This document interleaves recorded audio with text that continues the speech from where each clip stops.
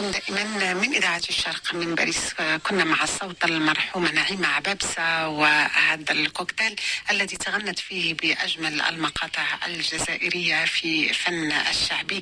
نرافقكم من إذاعة الشرق من باريس، وتتواصل رفقتنا لكم ابتداء من الساعة 2 وحتى الساعة 5 مع فقرات أخرى مع ضيوف، وكل التحيات لكم هذا الاثنين من محمد البزري وزهور. نلقاكم على خير.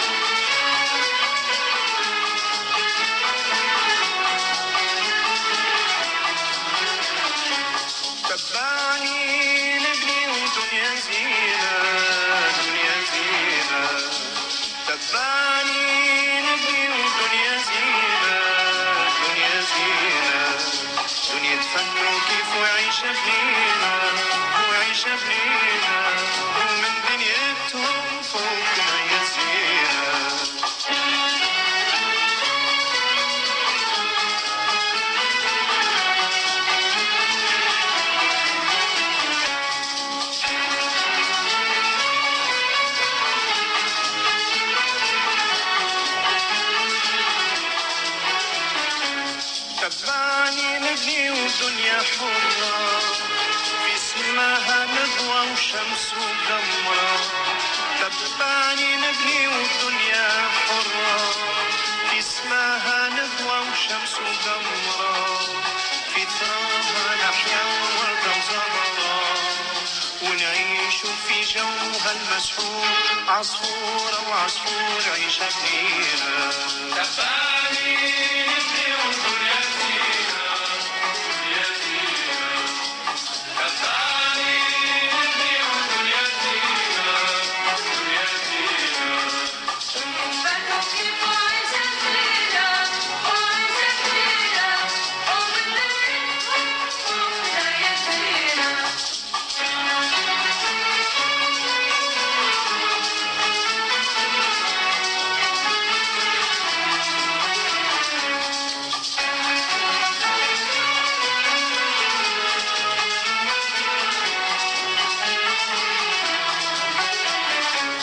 أنا وإنتي والربيع والنسمة.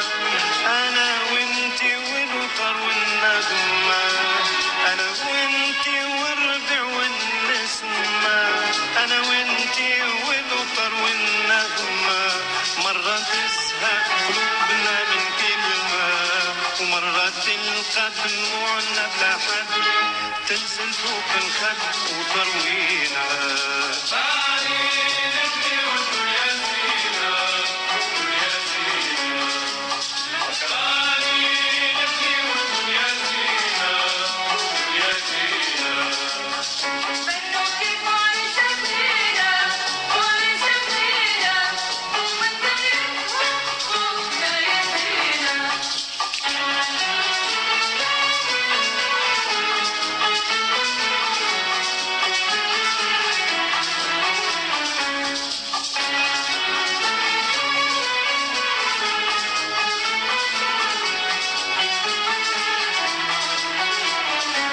إذا ما ترضاش باش نحياها هالعيشة للقلب يتمناها. إذا ما ترضاش باش نحياها هالعيشة للقلب يتمناها. خلي نبكي حياة ضيعناها والورد اللي بدمنا سقيناه يا خسارة قتلناه بين ايدينا.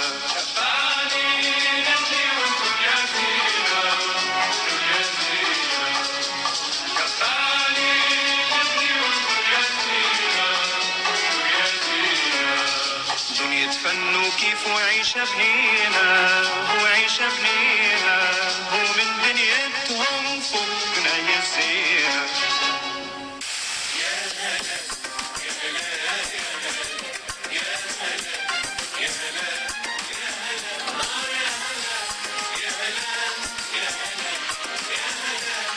هلا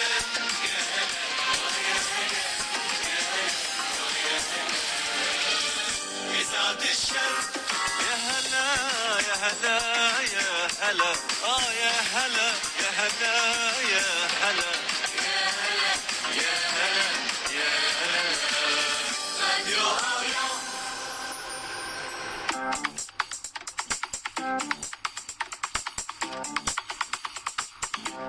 Radio Orient.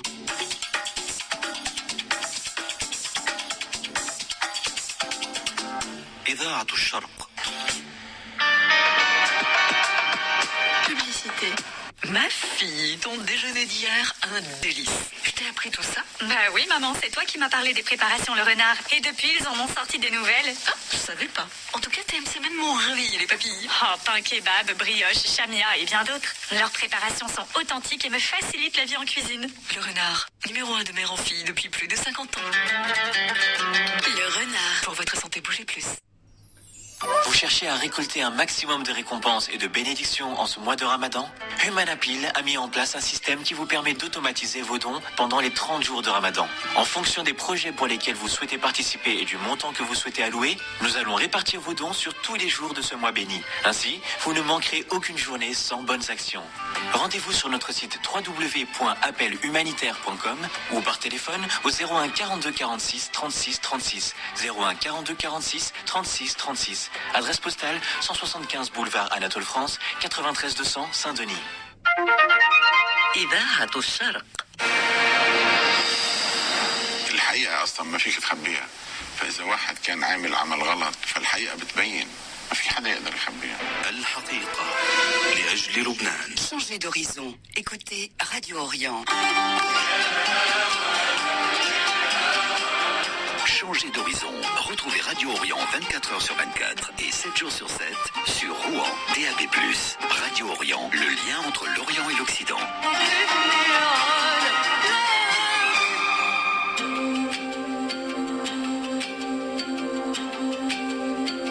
Vous êtes bien sûr Radio Orient, le journal de la mi-journée, François-Xavier de Calonne.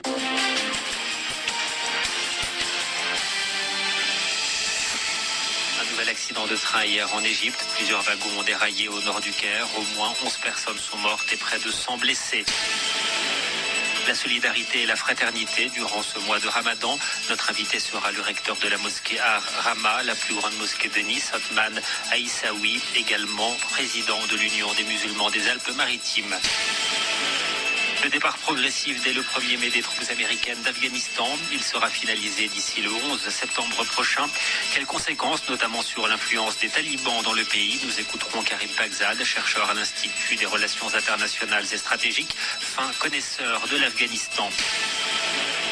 Cela faisait hier 25 ans le premier massacre de Cana le 18 avril 1996 au Liban Sud et la mort de 106 civils réfugiés dans un camp de casques bleus à la suite d'une opération de bombardement de l'armée israélienne.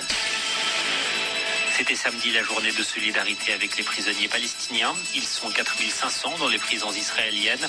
Nous y reviendrons avec le directeur de l'Humanité, ex-député européen Patrick Le Yarrick. Emmanuel Macron appelle à lancer un grand débat national sur la consommation de drogue et ses effets délétères pour briser ce tabou. Des mots du président français dans un entretien au Figaro. L'Égypte, une nouvelle fois endeuillée par un accident de train. 11 personnes ont été tuées, 98 blessées à Tours, dans le delta du Nil, quand plusieurs wagons ont déraillé hier. Le président égyptien Abdel Fattah al-Sisi a chargé le génie militaire d'enquêter sur ce nouveau drame. Déjà le 26 mars dernier, au moins 20 personnes sont mortes et près de 200 ont été blessées dans une collision entre deux trains de voyageurs dans le village de Al-Samarab, à 460 km au sud du Caire. Comment se traduit sur le terrain la solidarité et la fraternité durant ce mois de Ramadan, le mois sacré pour les musulmans qui se déroule pour la deuxième fois dans un contexte de crise sanitaire? Entretien avec le recteur de la mosquée Ar Rama, la plus grande mosquée de Nice, Othman Aïssaoui, également président de l'Union des musulmans des Alpes-Maritimes. C'est le deuxième Ramadan qu'on passe sous le Covid et le message, c'est un message de patience et d'entraide. Patience parce que avec la patience on vaincra toutes les problématiques qui se présentent à nous comme citoyens, comme porteurs de foi. Et patience parce qu'il y a des gens qui sont très peinés, très tristes tristes et qui souffrent beaucoup plus que d'autres. Je veux souligner par là les gens qui sont en pleine réanimation, en pleine séquelle et qui sont à la merci du contexte que j'espère qu'il va évoluer. Et donc on doit patienter, on doit avancer. L'entraide, c'est en respectant les consignes, en essayant d'être très carré dans notre façon de vivre, parce qu'il faut s'adapter. Et justement, le mois de Ramadan nous demande d'être cohérent, d'être exemplaire, d'être à l'image de la belle religion que nous avons, c'est-à-dire cette paix. C'est un effort supplémentaire qui est demandé aux fidèles musulmans à l'occasion de ce mois sacré pour les musulmans. Le fait de réadapter le culte lui-même du jeûne du mois de Ramadan, c'est un effort effectivement supplémentaire, mais on le prend comme un sacrifice, honnêtement. On le prend comme un état des lieux et en faire face avec toute la communauté française et être au chevet de ceux qui sont dans le besoin. On n'est pas mieux que les docteurs, les infirmiers, les aides-soignants qui sont en train de modifier leur façon de vivre pour aider les malades. Malgré ces mesures sanitaires, vous menez des actions de solidarité. Est-ce que vous pouvez nous en faire part aujourd'hui ? Déjà, le jeûne du mois de Ramadan, pour nous, la journée on jeûne, donc on mange pas, on boit pas, on se prive pour partager le sentiment de la nécessité. Donc c'est un rapprochement vers les autres et de ne pas les oublier, de se former, s'éduquer sur 30 jours pour qu'on continue après justement à mener ce combat auprès du plus faible et les aider au mieux qu'on peut. Ensuite, le soir, vous savez bien, il y a des prières et on a sacrifié ces prières, donc on ne se rend pas dans la mosquée, on ne le fait pas dans le groupe avec la mosquée, enfin dans la mosquée avec le groupe, mais on a privilégié de le faire chez nous. Et donc pour éviter justement les contacts et le risque de faire jouer la contamination à d'autres ou de la faire passer à d'autres. Avec cela, il y a le troisième volet du jeûne du mois de Ramadan, c'est justement le partage, c'est l'entraide et aller vers les autres. On n'a pas arrêté ça, au contraire. On a modifié un peu les consignes sanitaires, mais la préparation des colis, elle se fait pratiquement tous les jours. On collecte les dons. Ceux qui peuvent amener, ils l'amènent, bien sûr, emballés, désinfectés, etc. Ensuite, ceux qui veulent donner de l'argent, on récupère cet argent avec la commission propre à notre association et ils vont, bien sûr, acheter les nécessaires pour les foyers. Nous avons comptabilisé pratiquement 100 foyers par semaine, donc avec des colis le vendredi, samedi, dimanche, qu'on va partager, on va amener vers les familles qui sont dans le besoin. Le recteur de la mosquée Ar-Rahma de Nice, Othman Aïssaoui, également président de l'Union des musulmans des Alpes-Maritimes. La situation au Liban, au menu de la réunion informelle des ministres des Affaires étrangères de l'Union européenne. Aujourd'hui, le ministre français de l'Europe et des Affaires étrangères rappellera à ses homologues européens l'impérieuse nécessité d'agir pour aider le Liban à sortir de l'impasse politique et économique. C'est ce qu'indique un communiqué du Quai d'Orsay. La France, en tant qu'ancienne puissance coloniale, a propagé l'analphabétisme en Algérie. C'est ce qu'a affirmé le conseiller pour les questions mémorielles du président algérien Abdelmadjid Tebboune, selon ses propos rapportés ce dimanche par plusieurs quotidiens locaux. Abdelmadjid Chéré, chargé des questions mémorielles en Algérie, a par ailleurs annoncé la tenue prochaine d'une conférence nationale sur la mémoire. Le président américain Joe Biden a annoncé que les troupes américaines débuteraient le 1er mai leur retrait définitif d'Afghanistan. Il sera finalisé d'ici le 11 septembre prochain. Une décision qui met fin à la plus longue guerre des États-Unis. Quelles conséquences, notamment sur l'influence des talibans en Afghanistan? Karim Pakzad, chercheur à l'Institut des relations internationales et stratégiques, fin connaisseur de l'Afghanistan. Les talibans sont dans une position de force et dans une position offensive. Or, le gouvernement afghan est assez puissant sur le plan militaire parce que les États-Unis ont dépensé des milliards de dollars pour renforcer l'armée afghane. Rien que pour l'armée afghane, les États-Unis dépensent 5 milliards de dollars par an. Or, mais seulement le gouvernement afghan n'a pas une base, une assise suffisante dans le pays. D'ores et déjà, les talibans contrôlent presque plus de moitié du pays. Et voilà, c'est la situation des deux belligérants, des deux parties du conflit. Entre eux, la majorité de la population qui vit dans les campagnes, que ce soit sous les zones, dans les zones sous contrôle des talibans, ou que ce soit dans les zones sous contrôle de l'État afghan, n'aspire qu'à la paix, à la fin d'une guerre qui a duré 20 ans, qui fait plusieurs dizaines de milliers de morts tous les ans. Mais aussi il y a dans les villes, dans les grandes villes, à Kaboul, la capitale, et dans d'autres grands centres provinciaux, il y a depuis 20 ans quand même une nouvelle génération qui est arrivée. Une génération plus éduquée, plus formée, des femmes qui sont allées à l'école, à l'université, qui aujourd'hui travaillent, etc. Évidemment, ils sont très inquiets. Ils sont très inquiets parce que malgré quelques garanties qu'ont donné les talibans, malgré le fait que les Américains, les Européens, tout le monde dit que les talibans ont changé, qu'ils ne sont plus les mêmes talibans il y a 20 ou 25 ans, la pratique quand même sur le terrain ne montre pas une vraie évolution des talibans sur les questions sociales, culturelles, etc. Qu'est-ce qu'ils imposent, les talibans qui contrôlent, vous le dites, une large partie de la population afghane? Comment cela se traduit pour la population? Dans cette partie, on voit quand même une toute petite évolution des talibans, par exemple, par rapport aux femmes. Dans le passé, l'éducation des jeunes filles ou des femmes, ou le travail des femmes était totalement interdit. Mais aujourd'hui, dans les zones contrôlées par les talibans, les écoles primaires pour les filles, ils sont ouverts. Ces écoles, mais le programme est contrôlé par les talibans et le salaire est versé par l'État afghan. Vous voyez? Mais voilà, en fait, ce que disent les talibans, c'est que nous respectons les droits des femmes dans le cadre de la charia. Voilà. Et donc, d'après eux, les petites filles, ils peuvent aller à l'école.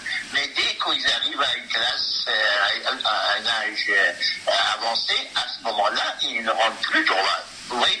Donc, il y a une toute petite évolution par rapport à il y a 20 ans, mais en général, les talibans sont les mêmes, hein, parce que leur base idéologique sur laquelle leur politique est fondée, et c'est la charia. Une idéologie qui n'a donc pas évolué malgré des changements sur la forme. C'est ce que vous nous dites en substance.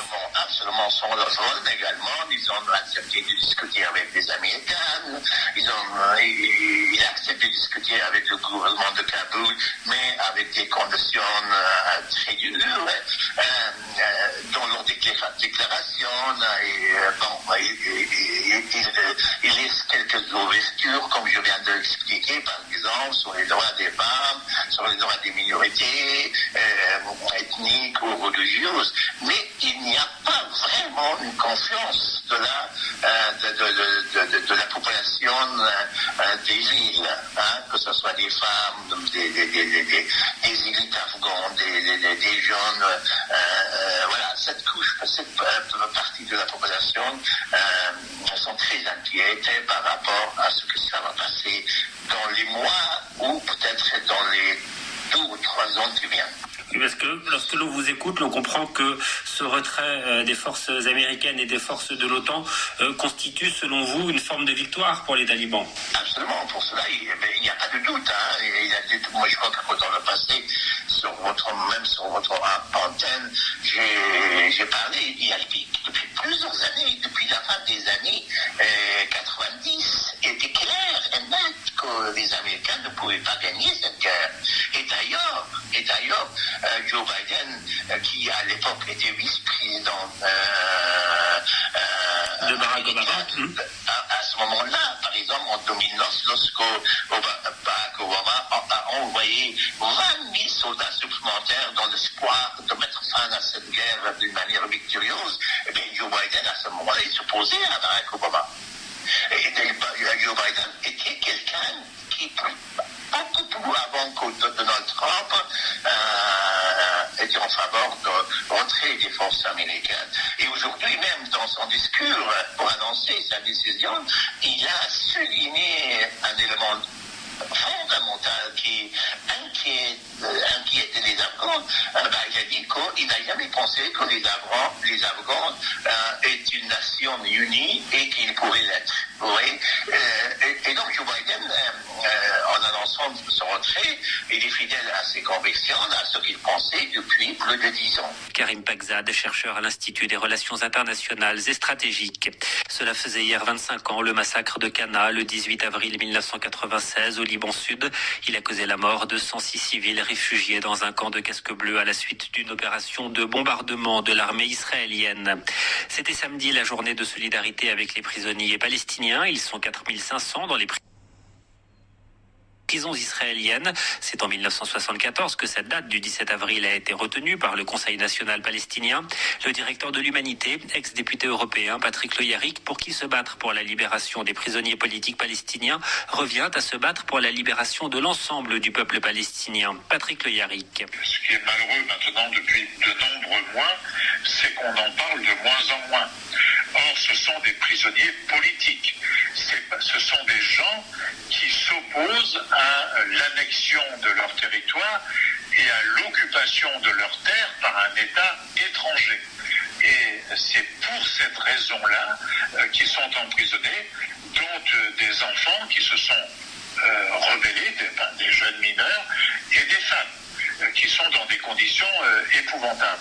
Donc je crois que la solidarité pour la libération de ces prisonniers politiques, elle est d'autant plus nécessaire que se battre pour la libération de ces prisonniers, c'est se battre aussi pour la libération de l'ensemble du peuple palestinien. Et donc les mouvements démocratiques, les mouvements qui sont en bataille pour l'application du droit international ne doivent pas baisser la garde et parler plus qu'on ne l'a fait ces derniers mois pour la libération de ces prisonniers, avec un certain nombre de symboles, dont l'un d'entre eux est Marwan Barghouti, qui d'ailleurs pourrait jouer un rôle aujourd'hui pour la construction d'un État palestinien, mais surtout pour la démocratie palestinienne.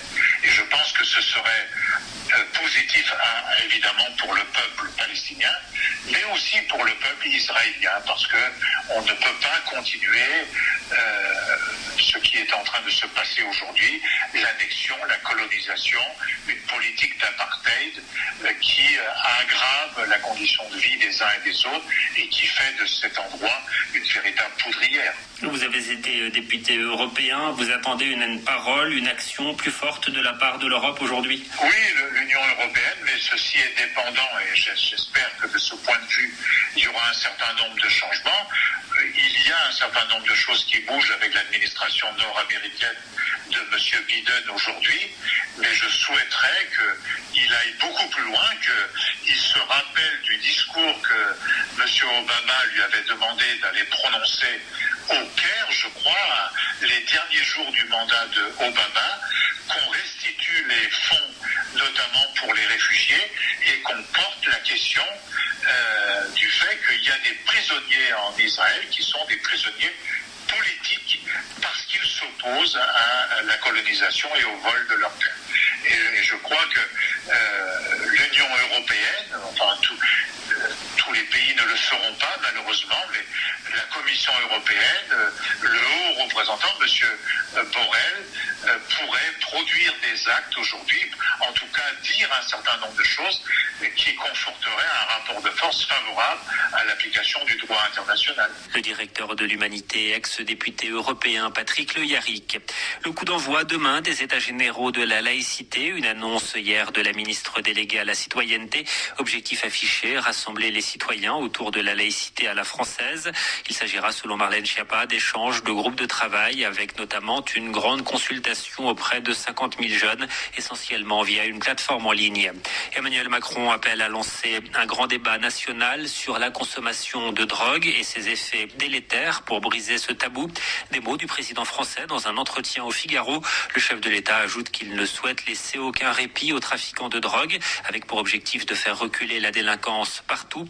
Il a promis de tenir son objectif de 10 000 policiers et gendarmes supplémentaires d'ici la fin du quinquennat. Fin de cette édition, vous êtes bien sur Radio Orient. J'aurai le plaisir de vous retrouver à 15h pour votre flash en langue arabe, 18h pour votre journal. L'invité de Pluriel à 19h et minuit sera Mina Idir, ex-secrétaire départementale du PCF dans le Vaucluse et ancienne membre du Conseil national du Parti communiste français. Une émission présentée par Loïc Barrière. Très bonne suite de programme, très bon début d'après-midi à l'écoute de Radio Orient.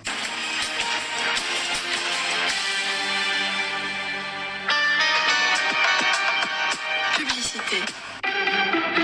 Garder des vieux balais d'essuie-glace sur un pare-brise neuf, c'est pas sérieux. En ce moment chez Carglass, quand vous faites réparer votre impact ou remplacer votre vitrage, les balais d'essuie-glace avant Bosch sont gratuits. Vous imaginez? Gratuit. Une promo comme ça, faut pas la rater. Alors profitez-en, c'est jusqu'au 24 avril. Carglass répare, Carglass remplace. Voir conditions sur carglass.fr. Viens mec, on va retrouver les potes au parc. Ouais, je sais pas. Allez, il fait beau en plus. Je crois que je vais rentrer chez moi plutôt. Mais si, viens, sérieux. Non, j'ai vraiment pas envie.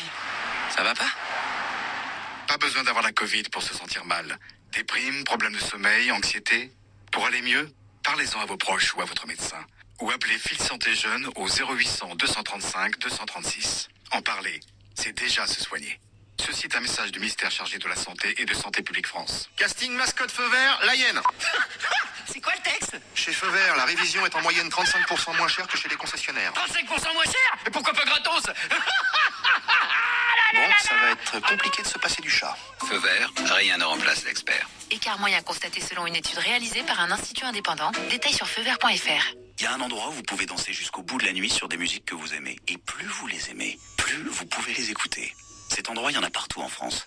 Cet endroit, c'est la radio. La radio est le premier canal d'écoute direct pour la musique. Les morceaux les plus joués sont écoutés plus de 8 milliards de fois en un mois. La radio, les voix qui nous lient. Un message des Indes radios. Avec Canal Plus Première, découvrez chaque mois de nouveaux films inédits en France. Avec en avril, La Grande Traversée. Je lui ai réservé une cabine sur le Queen Mary 2 avec 2 amis et son neveu. Aux retrouvailles de la bande des 3 d'autrefois. Alice a un manuscrit qu'elle devrait bientôt nous remettre. J'en suis nulle part. Je suis dans une impasse. Embarquez pour La Grande Traversée, une comédie signée Steven Soderbergh avec Meryl Streep. Dès demain, seulement sur Canal Plus. Leclerc. Tu te souviens de l'odeur de tes draps quand t'étais petite? Ah ouais, bien sûr. Eh ben, sens-moi ça. Oh, génial. Oh, c'est vrai, c'est pareil. C'est quoi? L'assouplissant Lénore. Du 20 au 30 avril, pour l'achat d'une bouteille d'1,15 litre, la deuxième est offerte. Assouplissant? Ah, c'est bien, parce qu'en plus, les draps sont doux. Grave, plaisir et confort. Tout ce qui compte pour vous existe à prix Leclerc. Produits irritants et dangereux. Respectez les précautions d'emploi. Modalité, magasin et drive participants sur www.e.leclerc. J'ai fait un rêve bizarre cette nuit. Quoi? On pouvait reprendre la route, on s'arrêtait au resto, il faisait beau. Wow. C'était parfait, les petits chemins et tout. Puis le cauchemar. Quoi? Oh, me dis pas, les enfants étaient avec nous, j'en étais sûre. Non, il y avait une fissure sur mon pare-brise, fallait rentrer. Tu m'as fait peur. Mais ça, c'est pas grave. C'est vrai, et c'est pas cher. Jusqu'au 9 juillet, chez Volkswagen, la franchise et les balais d'essuie-glace sont offerts pour tout remplacement de votre pare-brise. Faites votre devis en ligne et consultez les conditions sur volkswagen.fr. Carrefour Market. C'est la foire au vin chez Carrefour Market. Alors si vous aimez les vins rouges puissants et bien fruités, ça sent bon. découvrez la sélection du caviste. Dès jeudi et jusqu'au 9 mai, le Côte-du-Rhône Château Laborie cuvée de l'Écusson 2019 est à 4,95 € la bouteille seulement. Rendez-vous chez Carrefour Market ou commandez vos bouteilles sur jeréservemafoireauvin.carrefour.fr. Récupérez-les au drive ou faites-vous livrer. Carrefour Market. 75 centilitres, détail sur carrefour.fr. Pour votre santé, attention à l'abus d'alcool. Ibar à ça. Radio Orient.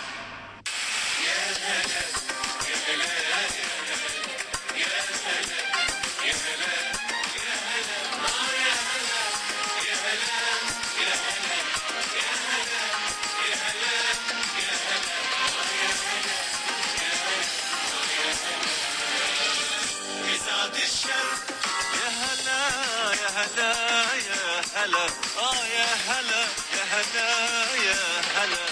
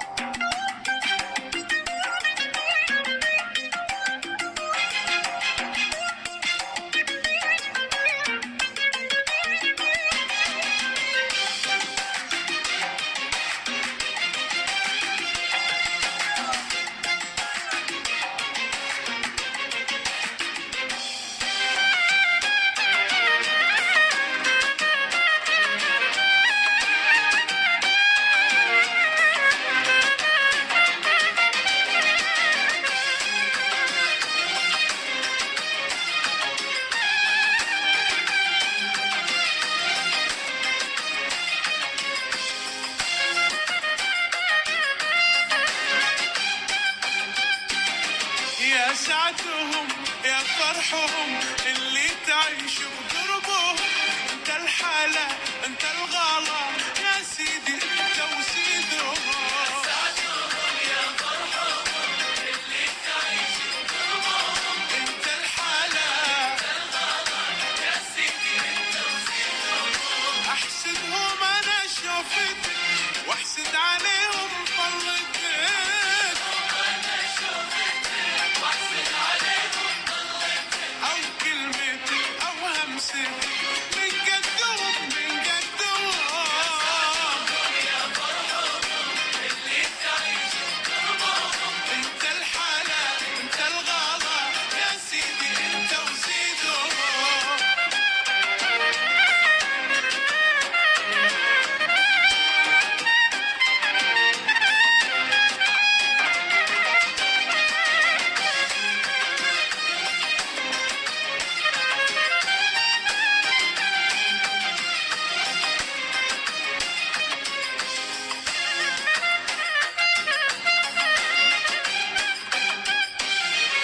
مفتون في رمش العيون أخدت قلبي يا بدون.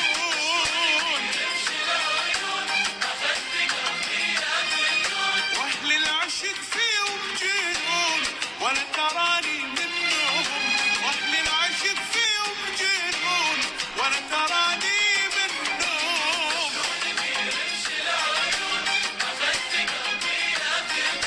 وأهل العشق فيهم جنون ولا تراني منهم. وأهل العشق فيهم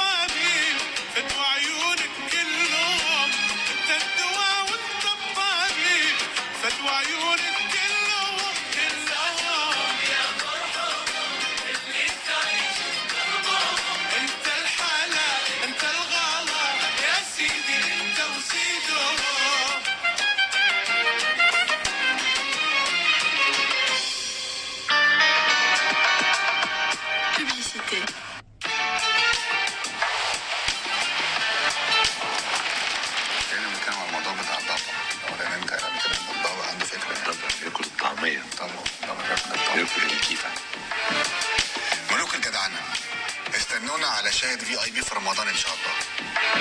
حصل. كل سنة وانتم طيبين. مصطفى شعبان وعمرو سعد في ملوك الجدعنة حصريا قبل الشاشة على شاهد VIP. رمضان معانا. حمل تطبيق شاهد واشترك الآن. Humanapil au service de l'humanité. Depuis 30 ans, les équipes de Humanapil travaillent sans relâche en France et dans les pays les plus pauvres afin de faire reculer la pauvreté et aider les nécessiteux contre l'injustice sociale et les catastrophes naturelles. Humanapil, 175 boulevard Anatole France, 93 200 Saint-Denis. Faites un don par téléphone au 01 42 46 36 36, 01 42 46 36 36 ou sur www.appelhumanitaire.com.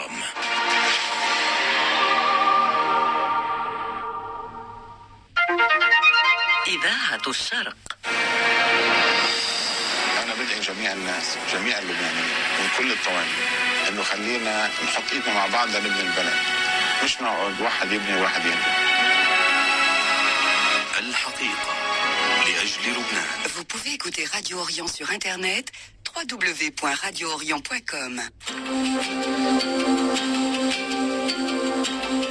إذاعة الشرق من باريس، روجي خوري يحييكم وإليكم نشرة الأنباء. نبدأها من الجزائر، حيث أكد المدير العام للجمارك نور الدين خالد في وهران أكد على أن مصالحه أقرت جملة من التسهيلات الجمركية لمعالجة تدفق البضائع لفائدة المتعاملين الاقتصاديين، والتي توفر العديد من الامتيازات الجبائية والإجرائية.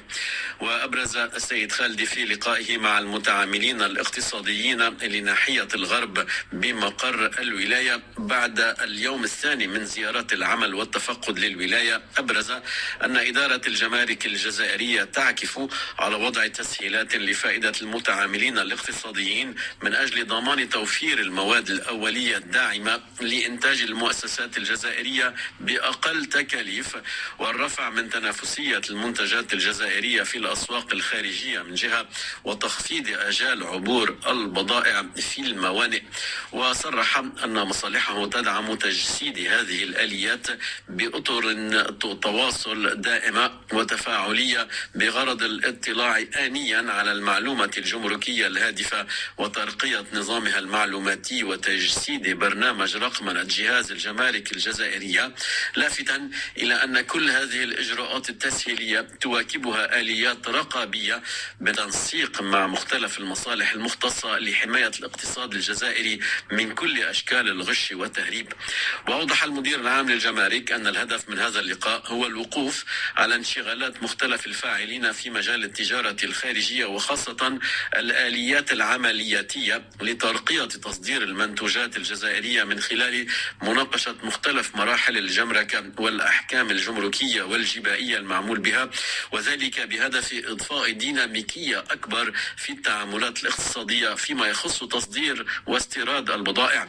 كما يسمح هذا اللقاء حسب ما قال بتقديم جملة من الإجراءات التي من شأنها أن تضفي مزيدا من المرونة والفعالية على المعالجة الجمركية بما يتماشى مع التوجهات الاقتصادية للجزائر المبنية أساسا على ترقية الصادرات خارج المحروقات وتكريس جهاد الجمارك كأداة فعالة لحماية الاقتصاد الوطني ومرافق فعال للمتعامل الاقتصادي، وكذلك تأمين المعاملات الاقتصادية الخارجية للجزائر.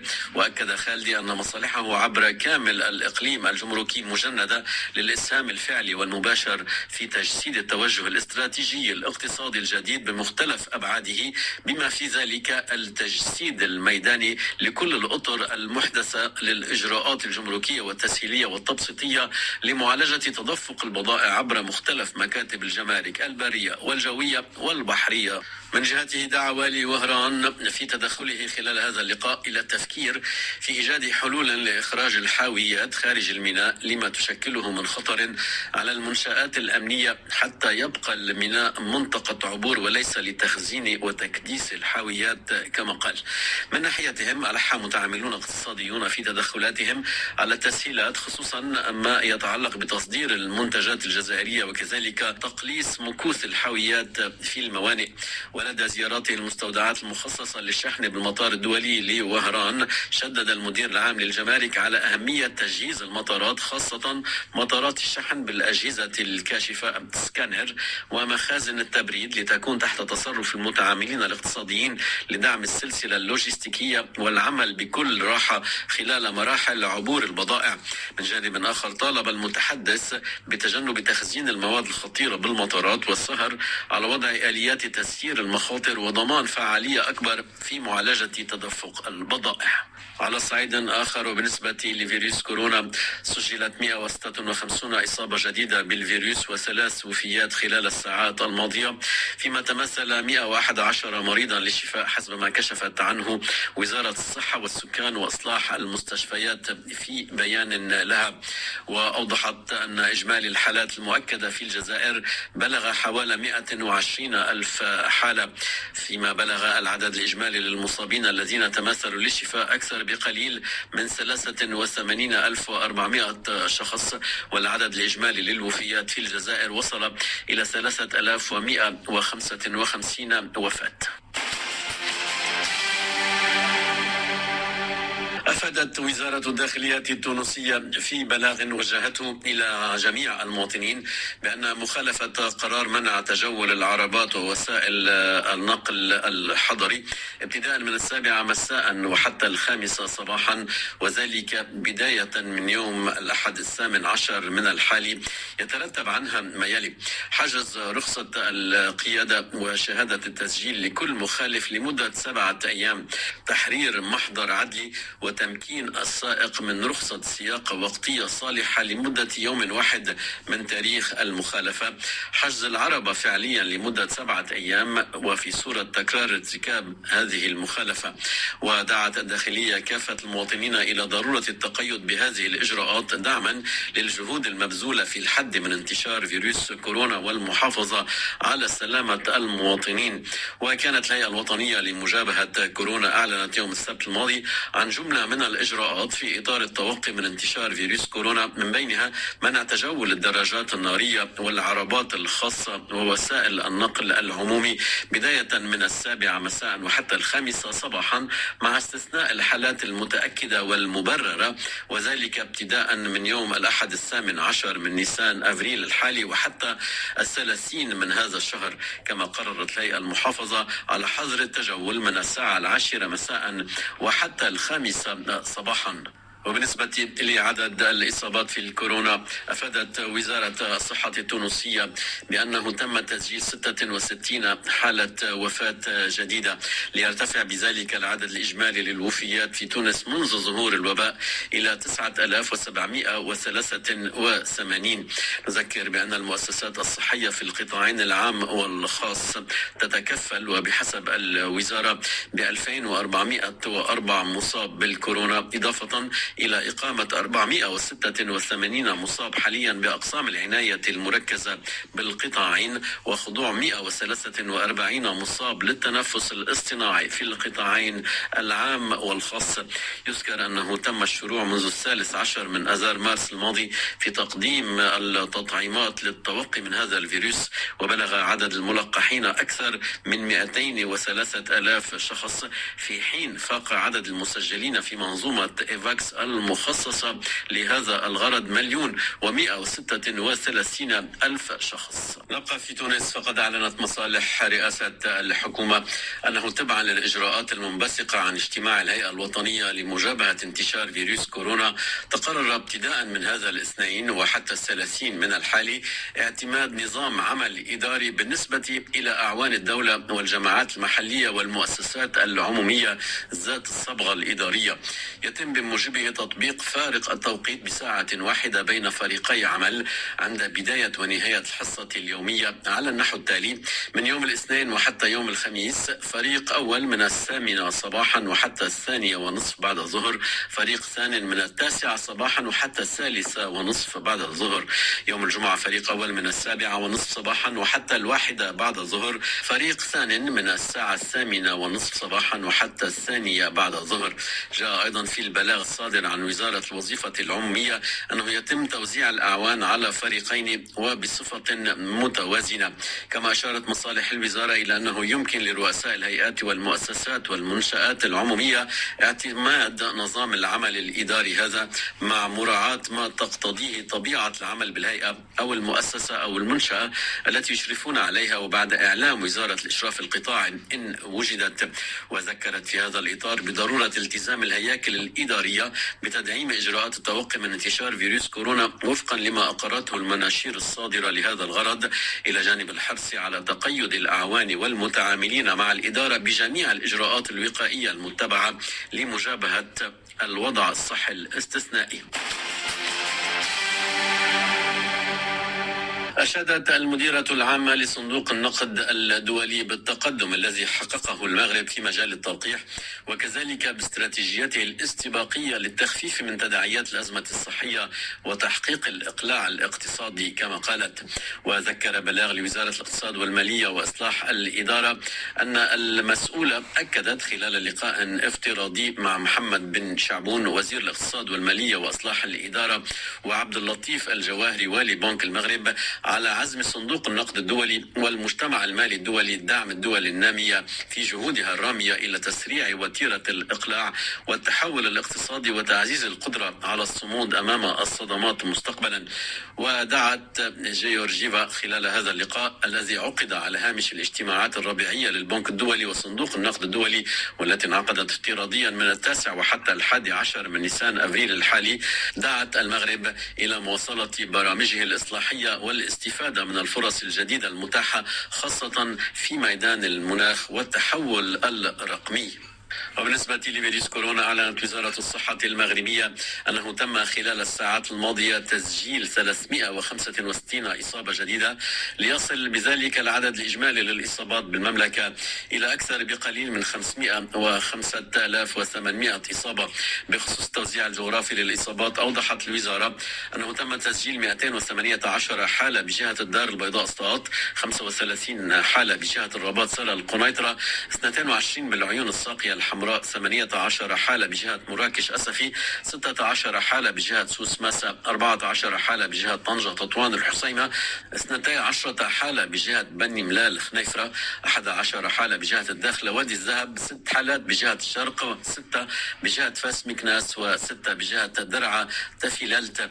تم تسجيل حالة وفاة واحدة في الساعات الماضية بجهة الدار البيضاء اسطاط، ليصل العدد الإجمالي للوفيات في المملكة إلى 8,945، واستقر معدل الفتك في 1.8%. إلى بيروت الآن، حيث تواصل الجسر الجوي لنقل المساعدات الغذائية الموجهة من المغرب لفائدة القوات المسلحة اللبنانية والشعب اللبناني بوصول طائرتين عسكريتين صباح أمس الأحد إلى مطار رفيق الحريري الدولي. كان في استقبال هذه المساعدات سفير المغرب بلبنان وأعضاء السفارة وممثل عن قائد الجيش اللبناني. ممثل قائد الجيش اللبناني جدد التعبير عن بالغ التقدير والامتنان للملك المغربي عن هذه المبادرة الإنسانية النبيلة التي تأتي في وقت يجتاز فيه لبنان مرحلة صعبة كما قال. وحظيت هذه المبادرة الملكية بترحيب كبير من مختلف السلطات اللبنانية، كما حظيت بتتبع إعلامي واسع ومرحب. من المنتظر أن يستمر الجسر الجوي لنقل هذه المساعدات خلال اليومين المقبلين، حيث من المنتظر في المجموع إيصال 90 طنا من المساعدات الغذائية الأساسية على متن 8 طائرات عسكرية مغربية. وكان الملك المغربي محمد السادس قد أعطى موافقته على تقديم هبة ملكية شخصية عبارة عن مساعدات غذائية أساسية لفائدة القوات المسلحة اللبنانية والشعب اللبناني الشقيق كما قال. يأتي هذا القرار الملكي استجابة لطلب تقدم به الجانب اللبناني وفي إطار التضامن مع لبنان الشقيق لتمكينه من مواجهة التحديات الاقتصادية وتداعيات جائحة كورونا، كما جاء على وكالة المغرب العربي للأنباء. وفي بيروت نبه رئيس لجنة الصحة النيابية عاصم عراجي من أن النزف بالقطاع الصحي سيؤدي إلى تقليص الخدمات الطبية ونوعيتها. وعدد عراجي الأزمات التي يعاني منها القطاع قائلا: نقص بالمستلزمات الطبية، المؤسسات الضامنة غير قادرة على رفع التعريفات، المرضى يتحملون الفروقات الكبيرة، المالية لا تدفع للأطباء منذ شهور، والجسم التمريضي نصف راتب. وختم: دولة مفلسة ومنهوبة، هم نعتب على القريب والبعيد بعدم مساعدتنا، تساءل رئيس لجنة الصحة النيابية عاصم عراجي. على صعيد آخر، فرضت قلة كميات اللقاحات التي تصل إلى لبنان نمطا جديدا في عملية التلقيح، مع الاستنكاف عن تلقي لقاح أسترازينيكا بعد الضجة التي أثيرت حوله بسبب حصول تجلطات في الدم، ما دفع بوزارة الصحة اللبنانية إلى اتخاذ قرار بتأجيل الجرعة الثانية من لقاح فايزر إلى 6 أسابيع في محاولة لتمنيع أكبر عدد من اللبنانيين وبسرعة. نذكر بأن عدد الإصابات المؤكدة وصلت في لبنان إلى أكثر بقليل من 510,400 إصابة، وعدد الوفيات وصل إلى 6,925. على صعيد آخر، غردت عضو كتلة المستقبل النائب رولا الطبش عبر حسابه على تويتر كاتبة: قانا لم ننسى أطفالها الذين نسجوا أحلامهم من زهر نيسان، أنزل العدو عناقيد غضبه عليهم، أطفأ نور عيونهم، أحرق أمانيهم، حولهم إلى أشلاء فارتفعوا إلى مرتبة الشهداء، لن ننسى، كتبت رولا الطبش. نذكر أنه في الفترة ما بين 11 من نيسان أفريل و27 من عام 1996 شنت إسرائيل عدوانا عسكريا على لبنان قتلت وجرحت خلاله المئات، وقصفت أثناءه عددا من المدن والبلدات اللبنانية من بينها العاصمة بيروت. وأطلقت إسرائيل على تلك العملية عناقيد الغضب.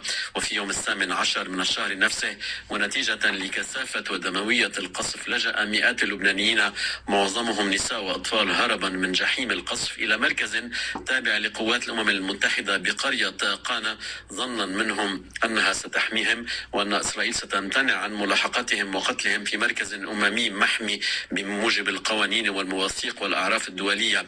ولكن ذلك لم يمنعها قدسية المكان ولا حرمة الزمان من ارتكاب الجريمة والمجزرة.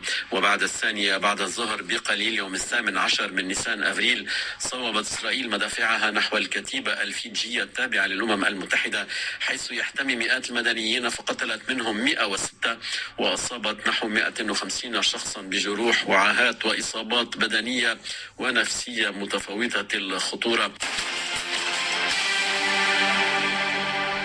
في مصر أعلنت وزارة الصحة والسكان أمس عن وفاة 11 شخصا على الأقل وإصابة حوالي 100 في حادث قطار في شمال القاهرة. وخرجت 8 عربات من القطار الذي كان متجها من القاهرة للمنصورة الواقعة على مسافة 130 كيلومتر شمال العاصمة، خرجت عن السكة في مدينة طوخ بمحافظة القليوبية. الوزارة أفادت في بيان أن 58 سيارة إسعاف هرعت لموقع الحادث ونقلت المصابين ل3 مستشفيات في المحافظة. إلى الولايات المتحدة، حيث سيسمح لجميع السكان اعتبارا من هذا الاثنين بتلقي اللقاح المضاد لفيروس كورونا، بعد أن تطعم أكثر من نصف البالغين في البلاد، في وقت تستعد دول عدة في أوروبا لتخفيف القيود الصحية. حملة التطعيم تتواصل في الولايات المتحدة بسرعة كبيرة رغم تعليق استخدام لقاح جونسون أند جونسون الثلاثاء الماضي إثر اكتشاف 6 حالات لنساء أصبن بجلطات دموية خطيرة، إحداهن توفيت. في المجمل أعطيت جرعة واحدة على الأقل لأكثر من 131 مليون شخص في الولايات المتحدة. وتعتزم السلطات السماح اعتبارا من هذا اليوم لجميع المواطنين بتلقي اللقاح. لا يزال الوضع أكثر هشاشة في أوروبا، حتى لو أن بعض الدول التي تتعرض لضغط كبير بسبب غضب الرأي العام حيال التدابير المفروضة تستعد لتخفيف بعض من القيود الصحية. سيجري ذلك هذا الأسبوع بدرجات متفاوتة في سويسرا وبلجيكا وسلوفينيا وسلوفاكيا وموناكو والبرتغال والدنمارك. تعتزم هولندا وفرنسا من جهتهما إعادة فتح الباحات الخارجية للمقاهي في وقت لاحق نهاية هذا الشهر ومنتصف أيار ماي المقبل. نصل إلى الصفحة الرياضية، حيث أطلق 12 ناديا أوروبيا كبيرا خلال الليلة الفائتة رسميا في بيان دوري السوبر لمنافسة دوري أبطال أوروبا لكرة القدم، خطوة ندد بها الاتحاد الدولي لكرة القدم الفيفا والاتحاد الأوروبي لكرة القدم الذي تعهد بمعاقبة الأندية ولاعبيها. سياسيا أيضا أثار الإعلان انتقادات من قبل رئيس الوزراء البريطاني والرئيس الفرنسي الذي اعتبر أن القرار يهدد مبدأ التضامن والجدارة الرياضية. مزيد من الأخبار الرياضية والتفاصيل في نشرتنا الرياضية عند 5 من بعد الظهر. شكرا لإصغائكم ولمحمد البزري على الإخراج الإذاعي. إلى اللقاء.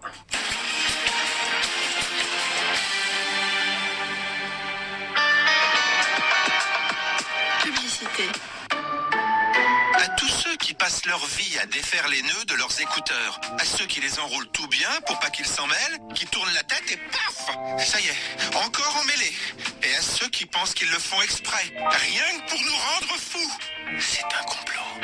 Dès demain, Intermarché propose les écouteurs Bluetooth sans fil JBL à seulement 49,90 € au lieu de 79,90 €. Intermarché, tous unis contre la vie chère. Autonomie de 6 heures, 19 956 pièces disponibles, modalité sur intermarché.com. Avec Canal Plus Première, découvrez chaque mois de nouveaux films inédits en France. Avec en avril, La Grande Traversée. Je lui ai réservé une cabine sur le Queen Mary 2 avec 2 amis et son neveu. Aux retrouvailles de la bande des 3 d'autrefois. Alice a un manuscrit qu'elle devrait bientôt nous remettre. J'en suis nulle part. Je suis dans une impasse. Embarquez pour La Grande Traversée, une comédie signée Steven Soderbergh avec Meryl Streep. Dès demain, seulement sur Canal Plus. Leclerc. Tu te souviens de l'odeur de tes draps quand t'étais petite? Ah ouais, bien sûr. Eh ben, sens-moi ça. Oh, génial. Oh, c'est vrai, c'est pareil. C'est quoi? L'assouplissant Lénore. Du 20 au 30 avril, pour l'achat d'une bouteille d'1,15 litre, la deuxième est offerte. Assouplissant? Ah, c'est bien, parce qu'en plus, les draps sont doux. Grave, plaisir et confort. Tout ce qui compte pour vous existe à prix Leclerc. Produits irritants et dangereux. Respectez les précautions d'emploi. Modalité, magasin et drive participants sur www.e.leclerc. Radio Orient. Carrefour, meilleur e-commerçant de l'année, catégorie drive et supermarché en ligne. Quand toutes les 30 minutes, on peut gagner la valeur de son panier de courses sur carrefour.fr, on fait... Ah oui, là c'est jackpot. Jusqu'au 16 mai, c'est le mois jackpot sur carrefour.fr. Profitez de promos exceptionnelles et participez au grand jeu jackpot pour tenter de gagner toutes les 30 minutes la valeur de votre panier de courses, mais aussi des milliers de bons d'achat, des PS5, des iPhone 12 et bien d'autres cadeaux. Carrefour. Jeu avec obligation d'achat de 50 € minimum sur carrefour.fr. Détails sur carrefour.fr. Radio Orient.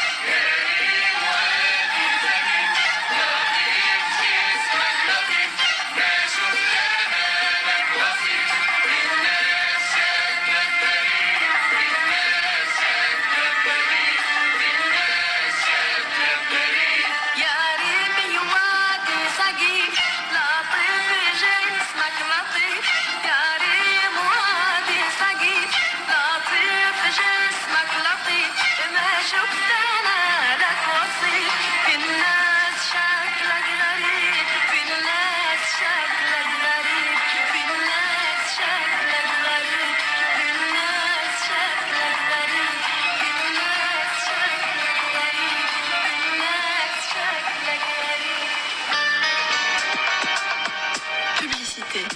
En Palestine et dans les camps de réfugiés, certaines familles vivent dans des conditions extrêmement précaires. Pour leur venir en aide durant le mois de Ramadan, Humanitaire lance une vaste campagne d'aide alimentaire.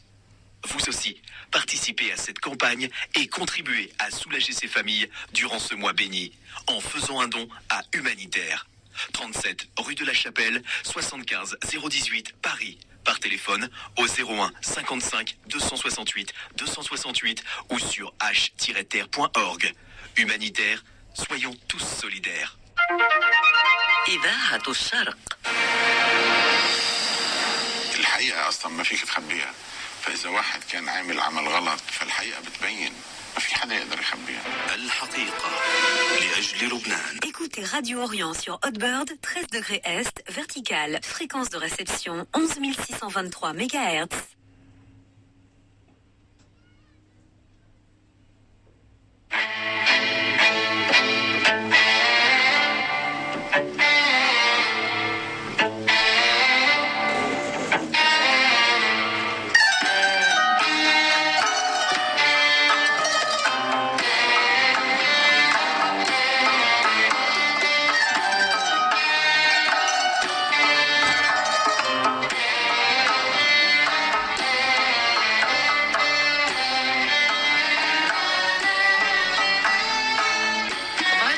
الشرق تقدمها رويدة كرم.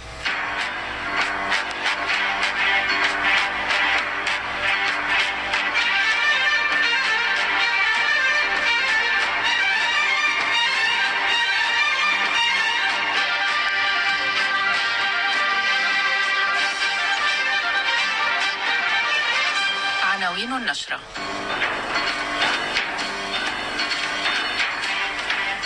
اجتماع لمجلس القضاء الأعلى حول موضوع القاضية غادة عون.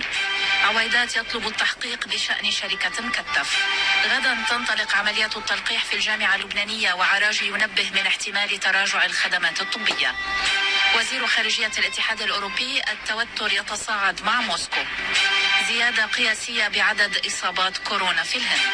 إلى التفاصيل عبر إذاعة الشرق. أهلا بكم. يعقد مجلس القضاء الأعلى اجتماعه الاستثنائي برئاسة القاضي سهيل عبود وحضور أعضائه الثمانية في قصر العدل في بيروت لبحث موضوع النائبة العامة الاستئنافية في جبل لبنان القاضية غادة عون وعدم امتثالها لقرار النائب العام التمييزي القاضي غسان عويدات المتعلق بتوزيع أعمال النيابة العامة في جبل لبنان وتكليف القاضي سامر ليشع النظر في الجرائم المالية الهامة. وتزامنا نفذ عدد من المحتجين أوقف أمام قصر العدل في بيروت تأييدا لموقف النائب العام التمييزي القاضي غسان عويدات.